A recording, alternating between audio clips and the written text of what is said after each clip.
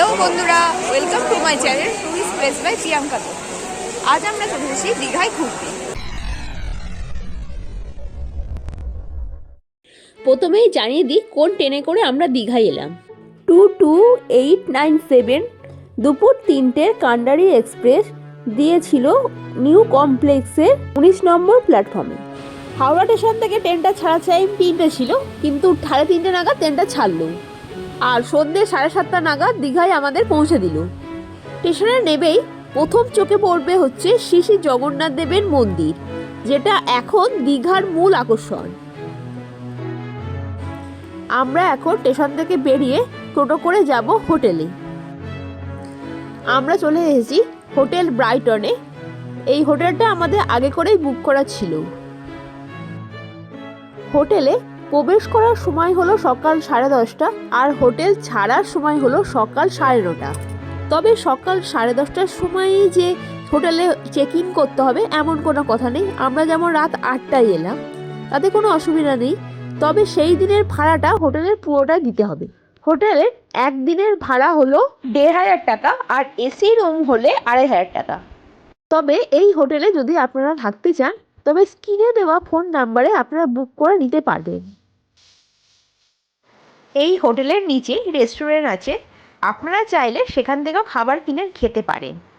Menu কার্ডে রিসেপশনের যে phone number রয়েছে, এই নাম্বারে কল করে দিলে ওরা ঘরেতে এসেও খাবার দিয়ে যাবে।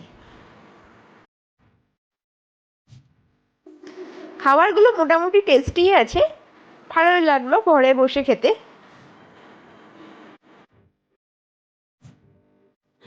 আমরা যেহেতু সন্ধ্যেবেলা দীঘায় গিয়ে পৌঁছেছিলাম, তো এখানে এসে সমুদ্র তো আগে দেখতে যেতে হবে, তাই সন্ধ্যেবেলায় চলে গেছিলাম সমুদ্র দেখতে। তো সমুদ্রের নাইট ভিউ আমি এখন আপনাদেরকে দেখাচ্ছি।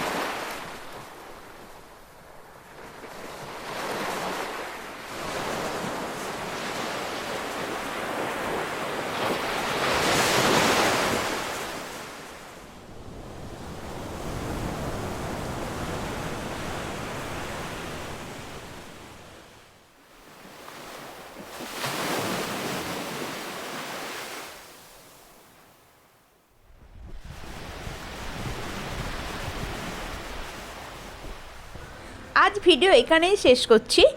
পরের ভিডিওতে আসছি দীঘার আরও সাইট সিন নিয়ে, এছাড়াও জগন্নাথ মন্দিরও আপনাদেরকে দর্শন করাবো।